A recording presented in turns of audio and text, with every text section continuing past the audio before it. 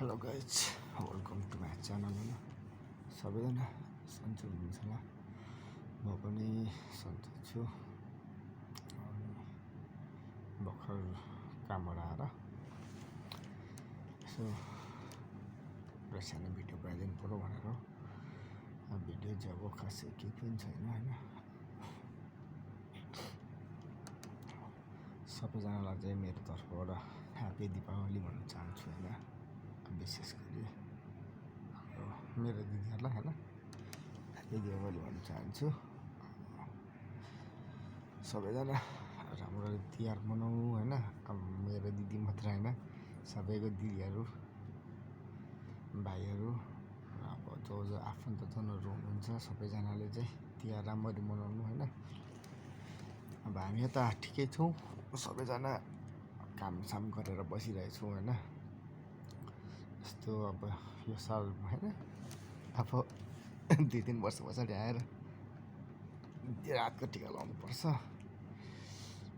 अनि अरू त खास केही पनि छैन, यति भन्नुको लागि हो। अनि सबैजना घरमा सन्चै हुनुहुन्छ होला। सबैजना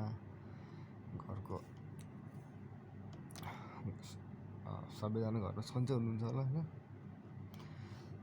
सबैजना साथीहरू होइन, साथी दिदी भाइ बहिनी सबैजना मेरो साथीहरूलाई पनि ह्याप्पी तिहार भन्न चाहन्छु। सबै साथीहरूले त विदेशको दुःख के हो भनेर बुझिसक्यो। मैले पनि अब अलिअलि बुझ्दैछु। त्यही हो, अब हामी नेपालमा बसेर 50 हजार जोगाउनु सक्ने भए त विदेश किन आइन्थ्यो र होइन। यहाँ पनि तलब त त्यही हो, 45 हजार नै, 46 हजार, 47 हजार, 50 हजार नै हो नि त। तर त्यो चाहिँ चोखो जोगिन्छ र मात्रै, नत्र भने त नेपालमै पनि कमाउनु त कमाइन्छ। हामीले अब नकमाउनु पर्ने होइन, कमाइन्छ तर नजोगिने भएर मात्र हो होइन, बाध्यता।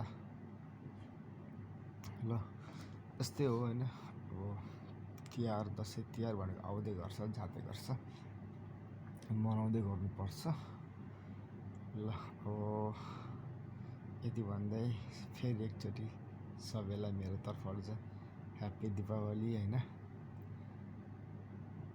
यति नै, बाई बाई।